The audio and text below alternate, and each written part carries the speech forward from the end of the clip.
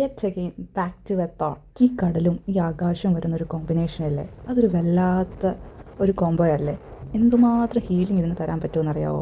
അതുകൊണ്ട് തന്നെയാണ് ഞാൻ വേറെ ഒരു ബാക്ക്ഗ്രൗണ്ട് മ്യൂസിക് ഇടാതെ ഇതിൻ്റെ ഈ വേവ്സിൻ്റെ ഒരു സൗണ്ട് തന്നെ ബീജിയമായിട്ട് ഇട്ടേക്കുന്നത്. അതിന് ഭയങ്കര ഒരു ഹീലിംഗ് ആണ് തരാനുള്ളത് അല്ലേ.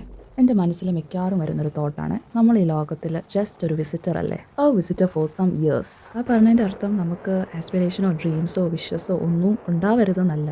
ഇതൊക്കെ വേണം, ഇതൊക്കെയാണ് നമ്മുടെ ലൈഫിൽ മീനിങ് ആഡ് ചെയ്യുന്നത്. പക്ഷേ അതാവരുത് the sole purpose of our life. അങ്ങനെ അത് മാത്രമാണ് ലൈഫ് എന്ന് കരുതുമ്പോൾ നമുക്കെല്ലാം ബേർഡൻഡ് ആയിട്ട് തോന്നും. മുൻപേ ഞാൻ പറഞ്ഞൊരു തോട്ടില്ലേ, അത് തികച്ചും സബ്ജക്റ്റീവാണ്.